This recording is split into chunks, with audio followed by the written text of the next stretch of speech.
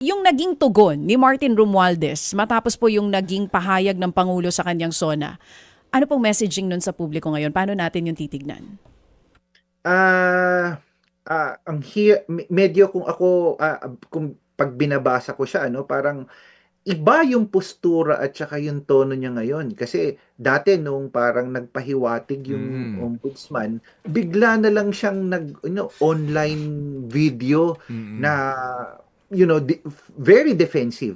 Then all of a sudden, sa mahabang panahon, kasi ito yung mahalaga dito, no? Matagal pagkatapos nung sinabi na isusunod na si Martin Romualdez, biglang wala tayong narinig ng news.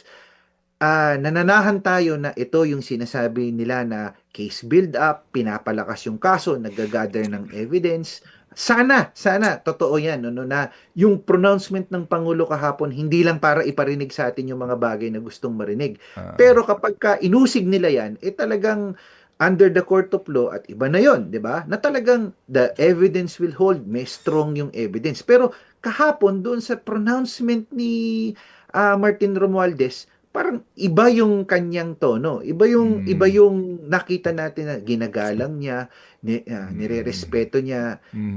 yung sinabi ng Pangulo. Mhm. Ibang-iba dun sa pagiging aggressive na talagang dinidepensa niya Mm. kaagad yung sarili niya based dun sa Facebook video na Mm. kanyang ginawa. Oo, kung babalikan natin yon doon, kung maalala po ninyo, ang kanyang mga ginamit na salita na sa wikang Ingles na marami akong alam sa administrasyon na ito. That's one. Pangalawa, na hindi ako pwedeng ilalim sa bus.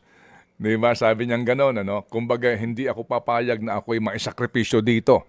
At yung ang iba nag-iisip na naku sandali lang, baka lumantad na itong si Ginoong Romualdez at magsabi na ng kanyang nalalaman na hindi naman nangyari.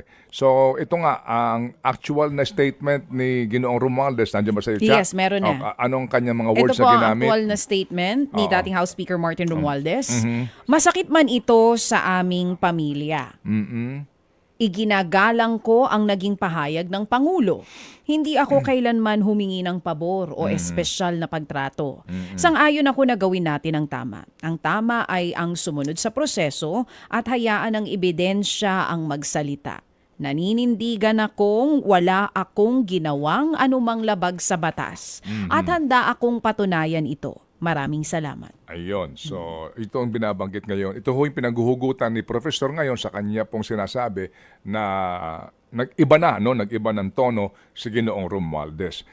Mga kapatid, patuloy po kayong tumutok sa 105.9 True FM para sa totoong balita, impormasyon, music and entertainment. Mag-subscribe sa aming YouTube channel at podcast at sundan nyo kami sa Facebook, Instagram, X at TikTok sa True Network PH. Bisitahin din po ang aming official website, truefm.ph.